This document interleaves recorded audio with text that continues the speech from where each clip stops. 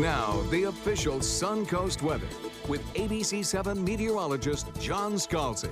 Dew points have risen just a little bit. We've got 71 degrees. Yesterday we were at about 70, so a little bit of a rise in the dew point. Temperatures about the same, 75 degrees. Winds calm currently.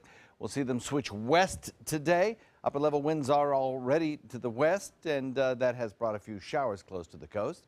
A little bit of cloud cover covering the region, giving us fairly uniform inland to coastal temperatures. We've got 77 in Inglewood, 77 in Venice, 80 at Longboat Key. But you get onto the mainland and you've got 77 in Bradenton, Parrish, Lakewood Ranch, 73 in Myakka, 72 in Arcadia, 74 Wauchula, 74 in Northport, 74 in Punta Gorda.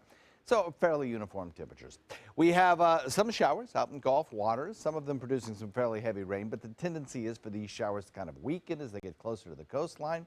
That'll be the case this morning. I'll put in about a 10 to 20% chance of a coastal shower before the lunchtime hour. And then those showers will move a fair distance inland. Lots of rainfall to the north of us. This is all associated with a trough of low pressure that extends from the western Gulf Coast all the way up the Atlantic seaboard. It's part of a trough of low pressure that could eventually steer a tropical system up the eastern sections of the American coastline after perhaps bringing some fairly heavy rainfall to parts of the Caribbean. At the surface, we have a frontal boundary that's kind of limping its way into the state of Florida. It's not going to move very far before a secondary little blast of cooler air approaches it, and I think by Friday kind of nudges it further down the state. It'll stall out just as it has done over North Florida today. It'll stall out over Central Florida by Friday, and there just kind of wash out.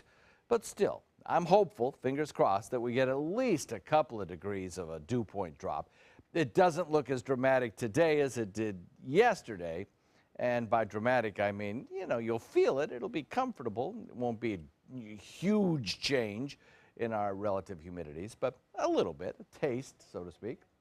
Hopefully that'll be true. We'll keep an eye on it, though. Eye also on the tropics, where we continue to watch a cluster of clouds. More on that in a second. The latest Mote Marine observations of red tide show intense irritants in the air at Minnesota Beach, moderate at North Jetty and Venice Beach and Lido Key, and a little bit higher at Siesta Key and Coquina.